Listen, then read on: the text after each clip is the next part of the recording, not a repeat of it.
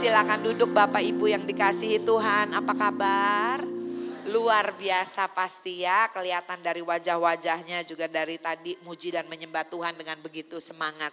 Nah, kita ada di musim yang baru, amin. Kita ada di tahun yang baru. Bapak Gembala Pembina kita Pak Niko katakan bahwa tahun 2025 adalah tahun penuaian. Yang percaya boleh katakan amin. Amin saudara. Nah ini yang saya perhatikan saudara, saya ada dengar beberapa hamba Tuhan ya mengenai musim yang baru ini, mengenai tahun yang baru ini. Ada yang berkata tahun terobosan, Pak Niko katakan tahun penuaian, ada yang katakan tahun untuk kita menerima janji-janji Tuhan. Intinya saudara, walaupun mungkin perkataannya beda, tapi esensinya sama. Ya, jadi saya percaya Tuhan begitu rindu untuk setiap kita mengalami janji-janjinya. Amin, saudara ya. Nah, bicara tentang tahun penuaian, saya mau belajar sama-sama ya, kita bahas sama-sama, yaitu tentang kemurnian hati. Kenapa kita perlu kemurnian hati? Untuk kita menuai, untuk kita ada di dalam tahun tuaian ini. Yuk kita lihat firman Tuhan. Di dalam Mazmur 65 ayat 11 atau ayat 12, saya ambil dari terjemahan BIMK. Firman Tuhan bilang begini, karena kebaikanmu ya, setiap tahun kau sediakan panenan. Ya, di mana engkau datang ada kelimpahan. Saya pernah ceritakan di tempat ini saudara, saya pernah pergi ke Australia, ke Melbourne tepatnya. Waktu itu musim winter, saya diajak ke perkebunan sama teman saya. Saya tanya sama petaninya, memang kalau winter tuh ada buah apa sih? Yang saya tahu tuh kalau winter kan buahnya terbatas ya. Tapi petaninya bilang begini, oh katanya gak usah khawatir. Setiap musim tuh ada buahnya sendiri. Amin, saudara. Seperti firman Tuhan tadi katakan, setiap musim tuh ada berkatnya sendiri. Amin. Tuhan sudah memberkati musim ini. Tuhan sudah memberkati tahun yang baru ini, saudara. Dan Tuhan mau saudara dan saya menikmati berkat ya yang Dia sudah sediakan buat setiap kita yang percaya. Bilang amin dong. Amin saudara. Tetapi yang petani ini katakan bilang begini, gak usah khawatir tentang tuaiannya. Tetapi dia katakan begini, kalau engkau mau terus menuai, jangan berhenti terus menabur. Karena apapun yang engkau hadapi, season apapun yang engkau lewati, ya, dia katakan yang harus kita perhatikan, kita harus tetap menabur benih. Supaya next season yang datang, musim berikutnya yang datang, kita selalu siap untuk menuai. Siapa di sini yang mau menuai? Kita semua mau menuai ya. Bilang lagi kiri kanannya jangan berhenti menabur. Ya, kenapa suaranya kayaknya mendem? Saudara, saya gak lagi ngomongin duit doang, otak lu duit mulu ya. Saudara, benih itu bicara apa? Firman. Bukankah ada tertulis saudara bahwa firman Tuhan itu seumpama benih. Artinya setiap janji Tuhan, setiap firman Tuhan, Tuhan rindu untuk kita menuai. Tuhan rindu untuk kita mengalaminya. Jadi setiap kali bangun pagi, tabur firman di dalam kehidupanmu. Tabur firman di dalam kehidupan pasanganmu. Tabur firman untuk anak-anakmu. Tabur firman untuk keluargamu. Tabur firman untuk pekerjaan pelayananmu. Amin. Setiap hari tabur firman. Saya ingat saya pernah satu waktu saya kena flu saudara. Saya minum obat flu. Saudara saya tipenya kalau minum obat flu tuh udah kayak ayam cabut tulang. Ngerti ya maksudnya ya. Leles gitu ya. Biasa saya tuh orang yang biasa bangun pagi saat teduh gitu saudara. Nah itu karena minum obat flu saudara, saya tuh jadi bangunnya jam 6:30 gitu ya. Mungkin keenakan juga gitu ya. Saudara sampai satu pagi saya dibangunin dengan satu kata yang ada di dalam hati saya tuh bilang begini, olah pencuri datang hanya untuk mencuri, membunuh dan membinasakan. Bangun, Tuhan mau nabur benih. Tuh waktu kita bangun pagi, waktu kita siapin waktu untuk dengar suara Tuhan. Saudara, kita tuh lagi mengizinkan Tuhan ya untuk menabur benih di dalam hati kita, di dalam kehidupan kita. Amin, saudara. Saya percaya tiap orang punya waktu yang berbeda. Ada yang pagi, ada yang mungkin siang, waktu suami sama anak-anak udah jalan.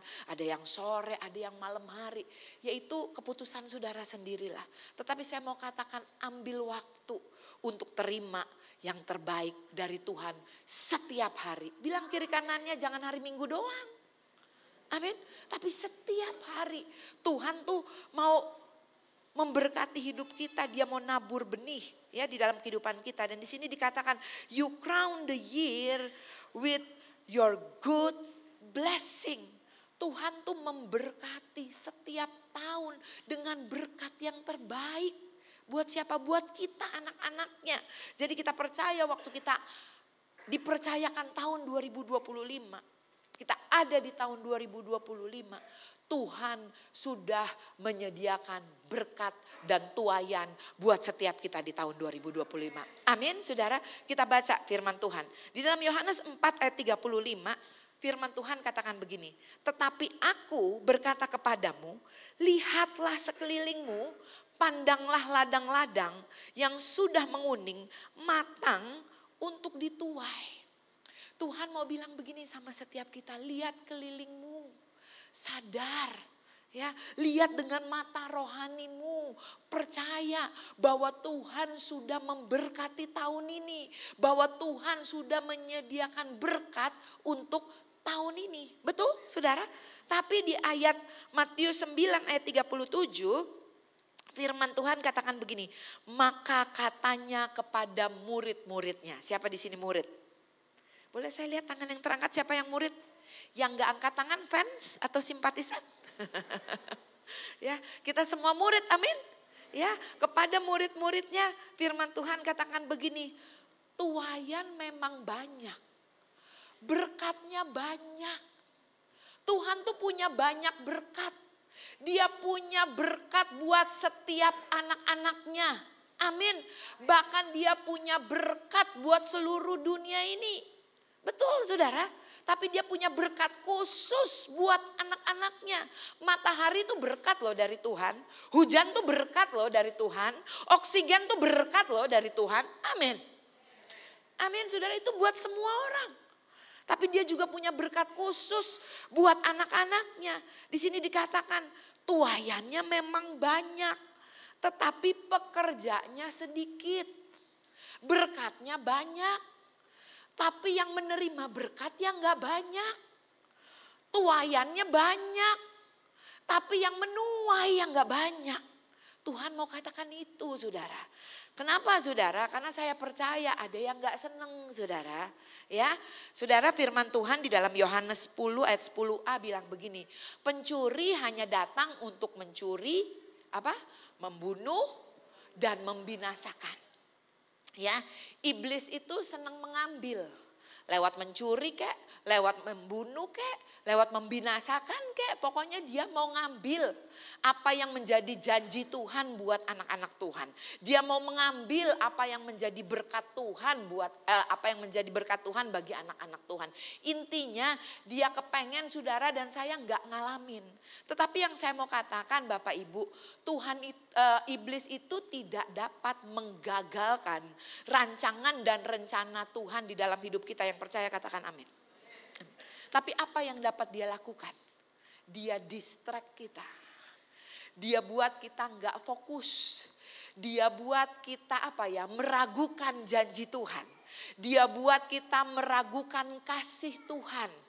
Sehingga seolah-olah kita tuh seperti bangsa Israel yang jalan puter-puter. Tuhan tuh ada gak sih? Apa iya itu janji ya dan amin buat saya? Itu yang iblis mau buat saudara ya. Saudara, iblis tuh adalah pencuri yang selalu rindu untuk mengambil. Tetapi Bapak kita panggil dia Bapak. Kita panggil dia Abba. Ya. Di dalam terjemahan bahasa aslinya Abba itu adalah provider. Allah yang menyediakan. Jehovah Jireh itu Bapak kita. Tuhan yang selalu rindu untuk menyediakan yang terbaik buat anak-anaknya. Tuhan yang selalu rindu untuk memberikan anak-anaknya keselamatan, kesembuhan, pemulihan. Amin. Karena dia mau anak-anaknya terus naik dan tidak turun. Dia mau anak-anaknya jadi kepala dan bukan ekor. Dia mau anak-anaknya diberkati untuk menjadi berkat. Dia mau anak-anaknya menjadi lebih daripada pemenang di dalam setiap musim di dalam kehidupan mereka. Amin, saudara. Oleh karena itu Tuhan selalu memberi berkatnya untuk kita bisa melewati setiap season di dalam kehidupan kita. Ya, jadi Allah itu sifatnya memberi, karena dia adalah Bapa yang baik. Tapi Bu Ola, bukankah ada tertulis Tuhan yang memberi, Tuhan yang mengambil, terpujilah nama Tuhan. Ya kan, sering dipakai kan? Apalagi di kematian, sering dipakai kan saudara? Kalau saudara perhatikan saudara, itu ditulis di dalam kitab Ayub, kalau gak salah di Ayub pertama, pasal pertama. Ayub menulis Tuhan yang memberi, Tuhan yang mengambil, terpujilah nama Tuhan.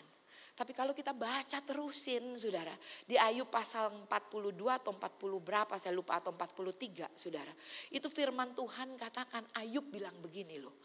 Hanya dari kata orang aku mengenal engkau. Bilang kiri kanannya kenal Tuhan, makanya jangan dari kata orang. Yuk renungkan firman, baca Alkitab, kenal dia secara pribadi. Ayub bilang hanya dari kata orang aku mengenal engkau. Dan Ayub tulis gini, oleh karena itu aku mencabut perkataanku. Daud bilang gitu loh. Ayub bilang gitu loh.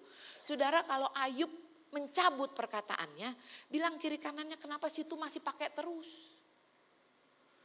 Betul? Dia bukan Tuhan yang mengambil. Dia Tuhan yang memberi. Karena begitu besar kasih Allah akan dunia ini, sehingga dia mengaruniakan anaknya yang tunggal. Supaya barang siapa yang percaya kepadanya tidak binasa, melainkan beroleh hidup yang kekal. Dia adalah Tuhan yang selalu rindu untuk memberi kepada setiap kita. Oleh karena itu saudara, di masa penuaian ini saudara, Amsal 4 ayat 23 katakan begini. Apa saudara?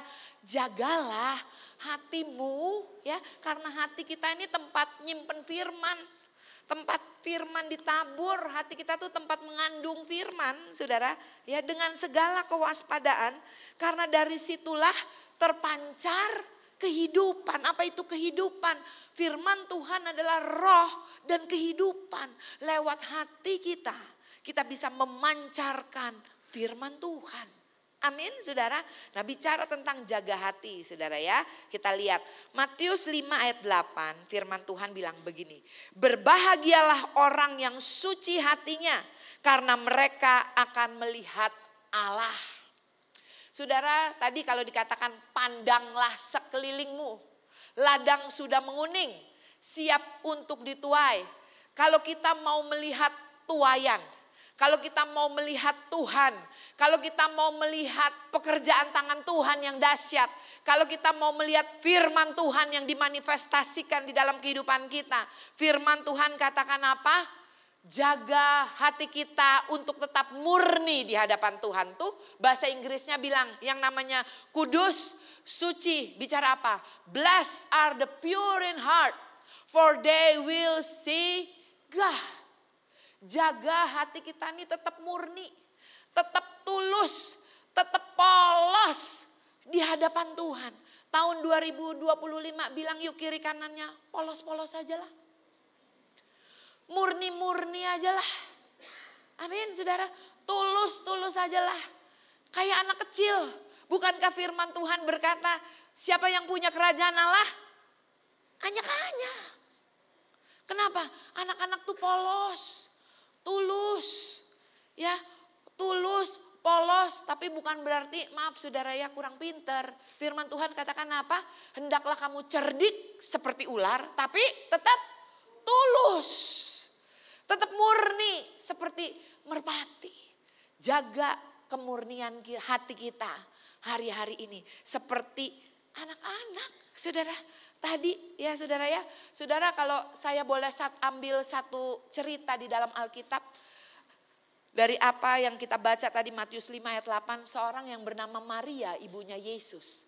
Seorang perawan, seorang yang suci, seorang yang murni, yang belum pernah berhubungan dengan laki-laki, ya diumpamakan seperti itu, ya.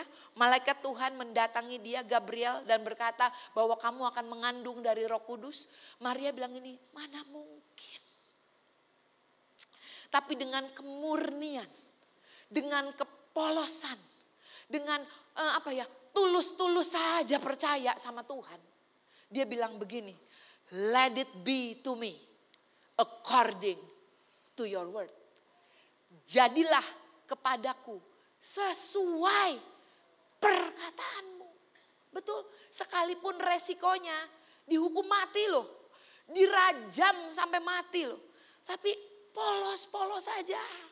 Tulus-tulus saja. Murni-murni aja ikut Tuhan. Sekalipun dunia menganggapnya sebagai suatu kebodohan. Tetapi bagi Tuhan itu adalah sebuah kekuatan. Saudara, tahun 2025 kalau kita mau mengalami tuaian, jaga hati kita tetap murni di hadapan Tuhan. Sekalipun mungkin yang dihadapi gak gampang, sekalipun yang dihadapi pergumulan, sekalipun yang dihadapi adalah tantangan, tapi kita mau berkata kepada Tuhan, terjadilah kepadaku sesuai dengan perkataanmu. Sebab bagi Tuhan tidak ada yang mustahil. Sebab perkataanmu, firmanmu akan melaksanakan apa yang kau katakan sampai semuanya jadi. Amin, saudara yang percaya boleh tepuk tangan buat Tuhan. Nah saudara, gimana sih menjaga hati kita, keep our heart pure. Jaga hati kita biar murni. Nah ini kita lihat ya. 1 Petrus 5 ayat 8 firman Tuhan bilang begini, sadarlah dan berjaga-jagalah, lawanmu si iblis berjalan keliling sama seperti singa yang mengaum-ngaum dan mencari orang yang dapat ditelannya. Saudara, saya bold saudara. Ya, lawanmu siapa saudara? Dari zaman bahla, sekarang dan sampai selama-lamanya lawanmu si iblis. Peperanganmu bukan melawan darah dan daging, tetapi penguasa-penguasa, roh-roh, penghulu-penghulu di udara, saudara. Betul? Lawanmu siapa, saudara? Iblis, saudara ya. Jadi lawanmu bukan menantumu. Lawanmu bukan mertuamu. Lawanmu bukan suamimu. Lawanmu bukan istrimu. Lawanmu bukan rekan sekerjamu. Tetapi somebody behind the scene. Siapa? Setan. Amin. Amin saudara. Saudara kita perlu sadar. Tuhan suruh kita sadar. Yang ada anak-anak Tuhan saling berantem. Konflik satu dengan yang lain. Firman Tuhan katakan apa? Adanya saja perselisihan di antara kamu. Adanya saja konflik di antara kamu. Itu adalah kekalahan dan kemenangan buat siapa? Setan. Betul. Ingat saudara yang mesti diperangin siapa? Somebody behind the scene. Saudara, ya saudara ada orang yang berkata, iya bu saya benci banget nih. Dia udah jadi pelakor udah gini, saya kesel banget bu. Saudara saya mau katakan saudara, pelakornya bisa gonta ganti, bilang kiri kanan, setannya sama. Iya kan? Setannya sama saudara. Ya bahkan kalau kita baca lagi seterusnya dikatakan begini, lawanlah dia dengan iman yang teguh. Apa sih iman yang teguh? Iman yang tidak bergantung kepada apa yang Tuhan dapat kerjakan. Tetapi iman yang bergantung, jangan sampai salah ngerti saudara ya. Iman yang bergantung kepada pribadinya. Amin. Iman yang percaya kepada pribadinya. Bahwa dia adalah Bapa yang baik. Tuhan juru selamat yang tidak pernah berubah dulu, sekarang dan sampai selama-lamanya. Dia Tuhan yang ada di pihak kita, yang selalu rindu untuk menolong setiap kita yang percaya, katakan amin. Kita percaya kepada pribadinya sehingga apapun yang Tuhan suruh kita lakukan, saudara. Tuh saudara dan saya bisa berkata begini, Tuhan sekalipun saya gak ngerti nih Tuhan, tapi aku percaya Engkau Bapa yang baik yang tidak pernah merancangkan kecelakaan di dalam kehidupanku. Yang percaya tepuk tangan untuk Tuhan. Amin. Sehingga ketaatan kita itu bukan karena ketakutan. Takut gak diberkati, takut dihukum. Takut. Tuhan bukan Tuhan yang tukang nakut-nakutin. Bilang kiri kanan yang tukang nakut-nakutin setan. Ya kan? Tuhan bukan tukang nakut-nakutin. Dia tidak pernah memberikan kepada kita roh ketakutan, tetapi roh yang membangun. Itu Tuhan kita. Amin, saudara. Nah, di sini dikatakan, sebab kamu tahu bahwa semua saudaramu di seluruh dunia menanggung penderitaan yang sama. Di mana, saudara? Di seluruh dunia. Anak-anak Tuhan, jangan lari dari masalah. Hadapi masalahmu, saudara. Ya, mau pindah kemana tuh dikatakan di seluruh dunia loh. Mau pindah ke kutub utara, mau pindah ke Afrika Selatan, bilang kiri kanannya setannya sama. Amin, saudara. Oleh karena itu jangan lari dari masalahmu. Ya, setan yang mesti lari, saudara.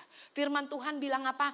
Tunduklah kepada Allah, lawanlah iblis, maka dia akan apa? Akan lari daripadamu. Siapa yang mesti lari? Setan, bukan kita. Dan waktu kita ngelawan dia, kita gak ngelawan dengan kekuatan kita.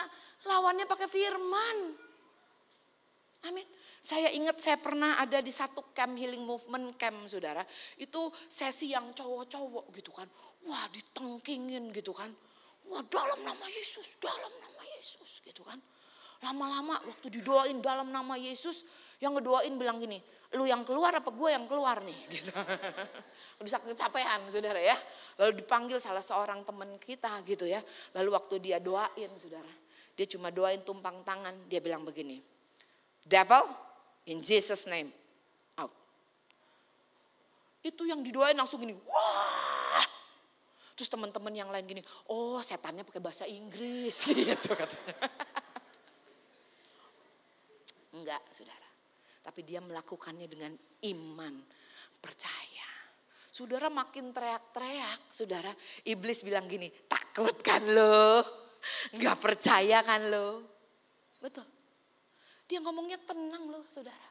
Tapi dia melakukannya dengan iman. Dia melakukannya sesuai dengan apa kata firman Tuhan. Dan firman Tuhan di sini katakan, semua saudaramu di seluruh dunia menanggung penderitaan yang sama. Jangan lari dari masalah.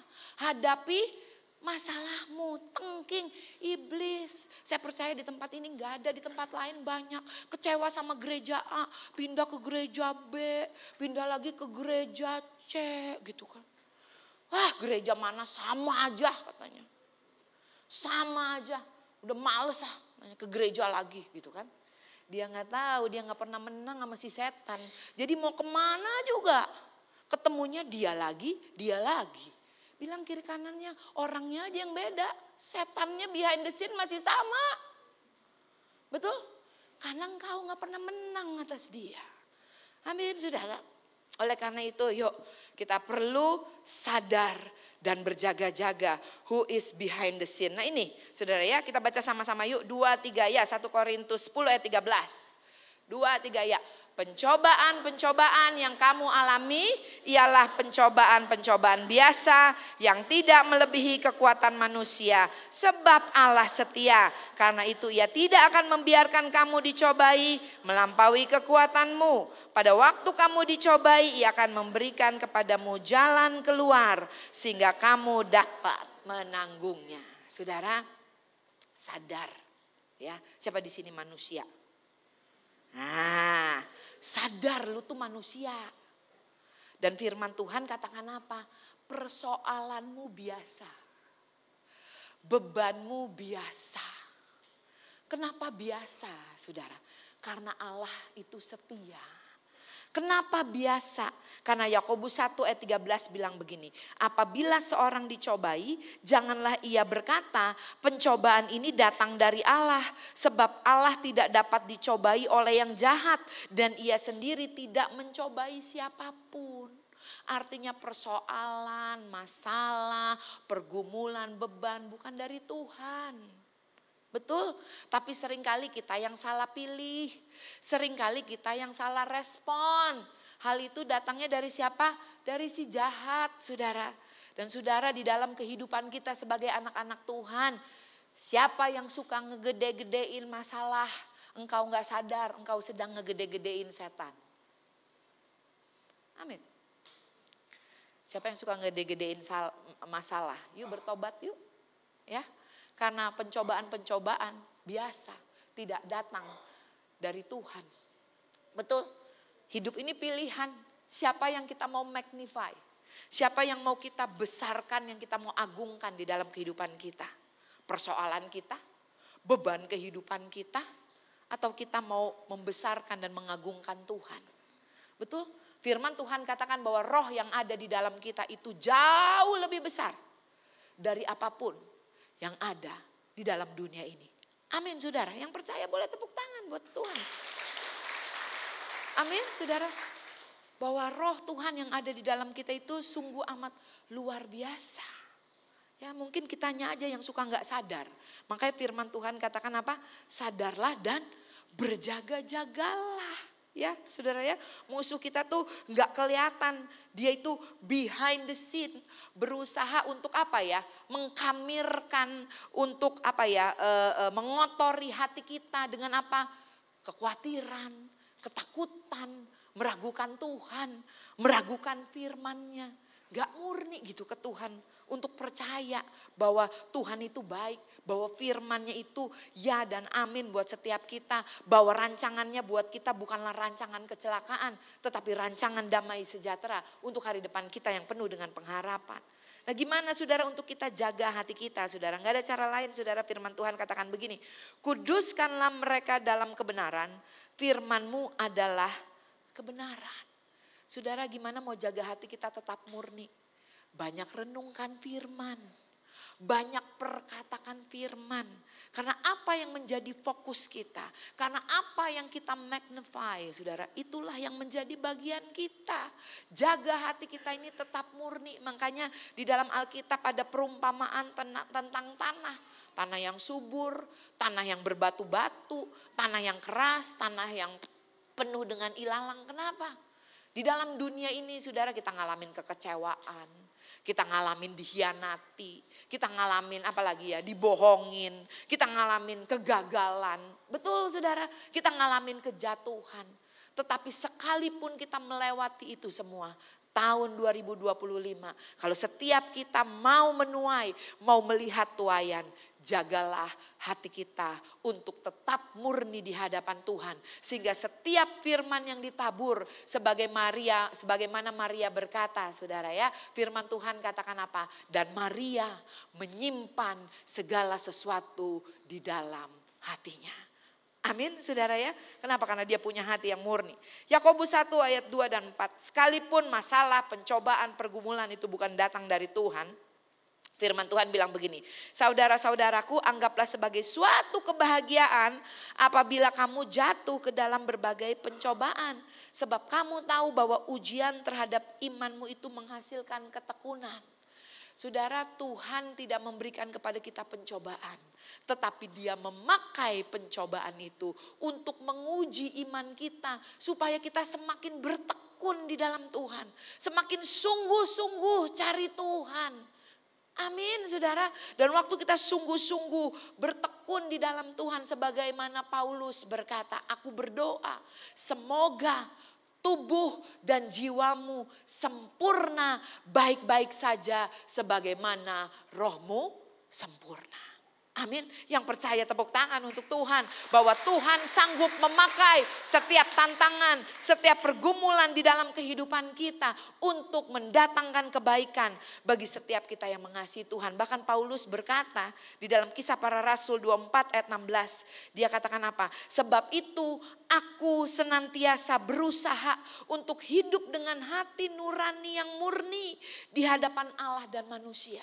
Kita tahu Paulus di dalam pelayanannya, dia dipenjara, dia difitnah, dia disiksa, dia dipukul. Tapi sekalipun demikian dia berkata, aku berusaha untuk menjaga hatiku tetap murni di hadapan Tuhan. Kita lihat Kejadian 3 ayat 7.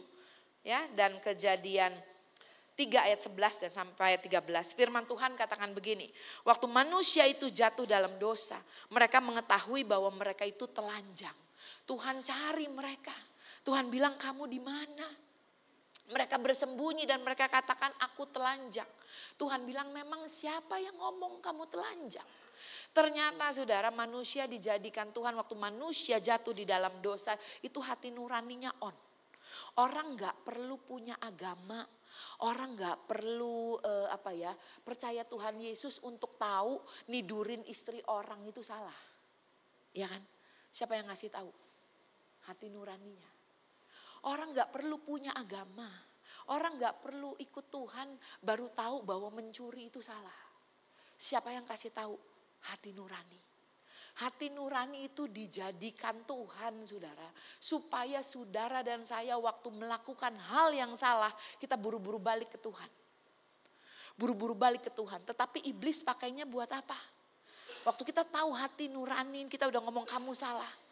Hati nurani ini nuduh kita, makanya perlu punya hati nurani yang murni. Sehingga waktu berbuat salah, bukan seperti Adam ngumpet, menjauh dari Tuhan. Aku gak layak, aku gak pantas untuk mencari Tuhan. Tetapi justru di saat kita jatuh, kita berkata, saya butuh Tuhan lebih dari segalanya. Amin saudara. Lihat, waktu manusia jatuh dalam dosa, hatinya gak murni lagi. Yang mereka lihat apa? Aku telanjang. Yang mereka lihat apa? Ini nih perempuan yang Tuhan taruh nih, gara-gara dia aku berdosa. Ini nih ular yang Tuhan taruh nih, makanya aku berdosa. Gitu ya saudara ya. Hati nurani, hati yang gak murni saudara. Selalu ngeliatnya yang jelek-jelek aja. Nyalain orang aja. Tapi orang yang punya hati yang murni, dia sanggup melihat kebaikan Tuhan di tengah-tengah keadaan yang tidak baik sekalipun. Dia sanggup melihat tangan Tuhan di tengah-tengah badai sekalipun. Saudara, saya mau katakan, jaga hati kita tetap murni di hadapan Tuhan. 1 Petrus 1 ayat 16 firman Tuhan katakan begini. Kuduslah kamu sebab aku kudus. Tuhan mau bilang begini, be pure because I am so pure. Kuduslah kamu, murnilah kamu karena aku murni. Karena aku tuh murni mengasihi engkau, gak ada tedeng aling-aling. Betul, gak ada kecurangan. Saudara bisa lihat nih Mazmur 92 ayat 15. Bahwa Tuhan itu benar, tidak ada kecurangan padanya, tidak ada kejahatan padanya. Tuhan itu baik. Saudara, dan Tuhan itu mau saudara kita tuh bisa menerima kasih Tuhan yang murni. Waktu kita punya hati yang murni.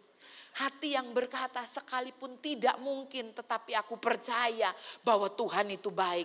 Bahwa Tuhan itu mau menolong aku. Amin saudara. Sekalipun mungkin kita berkata too good to be true. Saudara ya. Yeremia 17 ayat 10 bilang begini. Aku Tuhan yang menyelidiki hati, yang menguji batin. Terjemahan bahasa Inggrisnya firman Tuhan katakan dia Tuhan yang menyelidiki motivasi hati kita. Bilang yuk kiri kanannya, motivasi mesti benar. Ke gereja motivasinya yang benar. Melayani motivasinya yang benar. Berteman motivasinya yang benar. Usaha motivasinya yang benar. Tulus-tulus saja. Murni-murni aja di hadapan Tuhan. Amin. Tuhan pasti bela firman-Nya. Dan yang lebih luar biasa lagi, saya mau saudara foto ini nih. Ibrani 6 ayat 13, 17, 18. Ini yang lebih luar biasa lagi. Kenapa kita mesti jaga hati kita tetap murni untuk menerima firman Tuhan, untuk menyimpan janjinya di dalam kehidupan kita. Karena janjinya ya dan amin di dalam kehidupan kita. Nih lihat. Allah mengikatkan dirinya dengan sumpah atas janjinya. Dia bukan cuma berjanji loh saudara. Dia bersumpah buat janjinya bagi kita. Wow. Allah tuh sampai sumpah loh saudara. Kenapa saudara? Firman Tuhan katakan begini. Karena itu untuk lebih meyakinkan kita. Untuk lebih meyakinkan kita yang berhak menerima janji itu akan kepastian putusannya, firmannya, janjinya. Allah telah mengikatkan dirinya dengan sumpah. Wow. Bilang kiri kanannya, kita hidup di dalam perjanjiannya. Amin. Kita hidup di dalam perjanjian perlindungan dan perjanjian berkat. Bukankah ada tertulis Tuhan memberkati engkau dan melindungi engkau? Kita hidup di dalam perjanjian berkat dan perjanjian perlindungan. Lalu bagaimana dengan Ayub? Jangan suka nyamain diri dengan Ayub. Ayub tidak hidup di dalam perjanjian, belum. Betul saudara, bilang kiri kanannya kamu luar biasa karena kamu hidup di dalam perjanjian. Kita hidup di dalam covenant-nya Tuhan. Wow, yang percaya tepuk tangan dulu buat Tuhan. Bahkan saya mau katakan saudara, Paulus bilang begini, kenapa kita perlu jaga hati nurani kita tetap murni. Di akhir zaman ada begitu banyak pengajaran sesat. Ada hyper grace, ada apa lagi? Ada hukum Taurat, ada apa lagi? Ada Torah, ada apa lagi? Ada Yahweh lah. Betul? Ada begitu banyak pengajaran saudara. Gak usah pusing saling menghakimi. Amin. Tapi jaga hati kita tetap murni. Ini Paulus bilang saudara ya, tujuannya untuk apa? Waktu kita punya hati nurani yang murni, waktu kita jaga hati kita yang murni, saya percaya kita akan mengetahui kebenaran dan kebenaran itu yang akan memerdekakan setiap kita. Amin saudara. Nah saudara, firman Tuhan katakan ya, berjaga-jaga, jaga telinga kita, jaga apa yang kita mau dengar, jaga apa yang kita mau lihat, jaga apa yang mau kita perkatakan. Amsal 14 ayat 15 bilang begini, orang yang tidak berpengalaman percaya kepada setiap perkataan, tetapi orang yang bijak memperhatikan langkahnya. Enggak semua perkataan mesti kita percaya, enggak semua breaking news mesti dimasukin hati. Ih serem loh, ih begini loh, ih begitu loh, ini begitu loh. Simpan firman aja. Fokus sama firman aja. Justru di saat dunia dalam kegelapan, terang Tuhan, anak-anak Tuhan akan bersinar menjadi saksi buat dunia ini. Yang percaya katakan amin. Amin saudara. Ya. Lalu di dalam Matius 6 ayat 22 katakan, mata adalah pelita tubuh. Jika matamu baik, teranglah seluruh tubuhmu. Siapa di sini yang mainan sosmed? Ada Facebook, ada Instagram. Gak ada ya? Oh cuma beberapa ya, oh oke. Gak apa-apa kok ya, saya juga ada saudara ya. Tapi saya mau katakan begini ya, kalau belum kuat ngelihat di Instagram, di Facebook. Pak, itu temen udah ganti mobil baru, kamu gimana sih kerja gitu-gitu aja. Jadi ngambek sama suami, jadi marah sama suami, gak usah mainan di Instagram. Ya. Ada lagi gara-gara melihat temennya jalan-jalan ke luar negeri marah sama bosnya. Ih bos aku jangankan ke luar negeri, ke Bandung aja belum naik wush gitu. Ya, saudara kalau gara-gara lihat Instagram jadi ngambek sama bos, ngambek sama suami, bilang kiri kanannya gak usah mainan Instagram, gak usah lihat. Ya, jaga hati. Karena kalau matamu baik, maka teranglah seluruh tubuhmu. Amin saudara. Yang terakhir, yuk Filipi 4 ayat 8 kita baca sama-sama. 2, 3 ya. Jadi akhirnya saudara-saudara, semua yang benar, semua yang mulia, semua yang adil, semua yang suci, semua yang manis, semua yang sedap didengar, semua yang disebut kebajikan dan patut dipuji, pikirkanlah semuanya itu. Saya tutup dengan kesaksian ini, saya boleh minta imam musik saudara. Saya ingat di gereja saya ada 2 orang wanita, dua-duanya pendoa saudara ya. Mereka ngalamin penyakit yang mirip-mirip, ada miom, ada kista di dalam kandungan mereka. Itu akhir tahun kemarin. Dan saya begitu melihat mereka tuh ngototnya sama apa? Ngotot sama firman. Mereka katakan begini, tubuh engkau harus tunduk kepada kebenaran firman Tuhan. Dia katakan begini, keadaan engkau harus tunduk kepada kebenaran firman Tuhan. Dia enggak mau merespon sama simptom tubuhnya. Tetapi dia katakan dia mau merespon kepada apa kata Tuhan. Dua-duanya saudara. Waktu kemarin awal tahun mereka pergi ke Malaysia untuk periksa. Yang satu ke KL, yang satu ke Pineng. Yang satu miumnya hilang. Yang satu miumnya mengecil dan dokter bilang gak usah dioperasi. Saudara ikut Tuhan, murni-murni aja. Sekalipun mungkin hasil periksa darah, Sekalipun mungkin apa kata dokter berkata yang lain. Jaga hati kita tetap murni. Untuk apa? Percaya kepada firman-Nya yang berkata, oleh bilur darah Yesus aku sembuh. Saudara, saya percaya Tuhan mau kita sembuh. Tuhan mau kita sehat. Supaya kita bisa kerja. Supaya kita bisa melayani. Terima berkat untuk jadi berkat. Kan kita punya tugas untuk jadi saksinya Tuhan. Gimana mau jadi saksinya Tuhan kalau sakit-sakitan? Gimana mau jadi saksinya Tuhan kalau ngutang mulu? Amin. Saya percaya saudara, yang namanya keselamatan, so alive. Itu kesembuhan, itu pemulihan, itu kelimpahan yang Tuhan sediakan buat kita. Dia mati muda supaya kita umur panjang. Dia kaya, rela jadi miskin supaya kita jadi kaya. Amin, saudara. Dia dipukul, disesah, dia kesakitan supaya kita terima kesembuhan. Amin. Siapa yang mau murni-murni aja di hadapan Tuhan. Tuhan, aku terima. Aku terima. Hidupku bukan apa kata keadaan, tapi hidupku adalah apa kata Tuhan. Aku hidup karena percaya. Aku hidup bukan karena melihat. Yuk kita bangkit berdiri.